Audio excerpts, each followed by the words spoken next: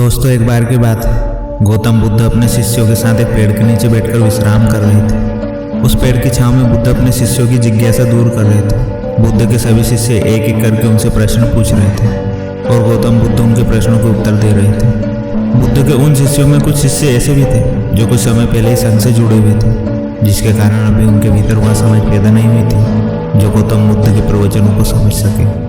गर्मियों का समय था, सूरज अपने चरम पर था और चारों तरफ धूप ही धूप थी, लेकिन उस पेड़ के कारण बुद्ध और उनके सभी शिष्य आराम से छांव में बैठे हुए थे। इतने में ही गौतम बुद्ध के एक शिष्य की नज़र एक बूढ़े व्यक्ति पर पड़ती है जो उस पेड़ के पास से गुजर रहा था। वह शिष्य उस बूढ़े व्यक्ति को देखकर अचानक से ही हंसने लगता है। उस बूढ़े व्यक्ति की उम्र बहुत ज़्यादा हो गई थी, जिसके कारण उसकी कमर मुड़ी हुई थी। उस बूढ़े व्यक्ति के हाथ में एक डंडा था, जिसका सहारा लेकर वो बूढ़ा व्यक्ति अपनी मंजिल तक पहुंचने का प्रयास कर रहा था।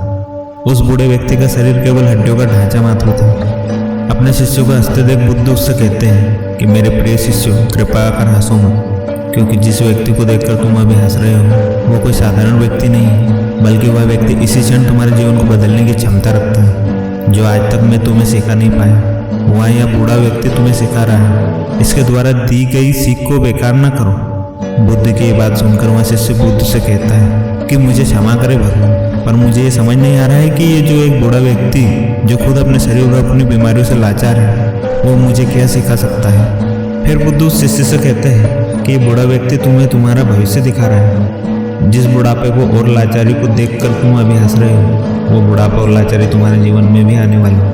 वह बूढ़ा व्यक्ति तुमसे कह रहा है अभी समय इस स्वस्थ शरीर का अच्छे कर्म करने के लिए उपयोग करो।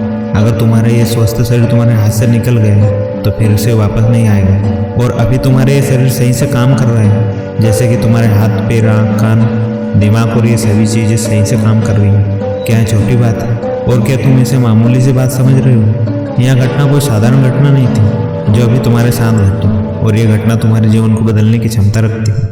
ठीक इसी तरह की घटना से मेरा जीवन बदला था, और इस तरह की घटना के कारण ही मैं आज बुद्ध हूँ। फिर वह शिष्य बुद्ध से कहता है कि क्षमा करे बुद्ध, लेकिन मेरे मन में यह विचार ही नहीं आया कि मैं उस बड़े व्यक्ति से कुछ सीख सकता हूँ। उसे देखकर केवल मुझे हंसी आ गई। ऐसा इसलिए हो क्योंकि तुम्हें अपने भीतर कहीं ना कहीं लगता है कि जिस स्थिति में आज वो बूढ़ा व्यक्ति है, उस स्थिति में तुम कभी नहीं आओगे। जिस बुढ़ापे का और लाचारी का सामना आज वो बूढ़ा व्यक्ति कर रहा है, तुम्हें लगता है कि उसका सामना तुम कभी नहीं करोगे, इसलिए तुम उस बूढ़े व्यक्ति को देखकर हंस पाए। तुमने सच्चाई को नज़रअंदाज कर दिया।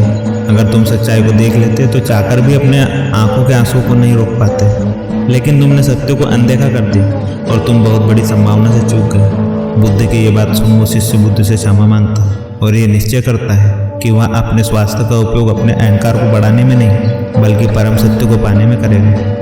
दोस्तों, जो लोग इस वीडियो को देख रहे हैं, हो सकता है कि आप बड़ी बड़ी समस्याओं में हो, या हो सकता है कि आप परेशानियों में हो, लेकिन फिर भी एक बात को हमेशा ध्यान में रखना कि जब तक आपका स्वास्थ्य ठीक है तब तक आप किसी भी बड़ी से बड़ी समस्या से बाहर आ सकते हैं। तो दोस्तों, इसलिए बुद्ध ने कहा है कि हमारा स्वास्थ्य हमारा सबसे बड़ा उपहार है जो हमें इस सृष्टि से मिला हुआ है, इसलिए इसका उपयोग सही से करो।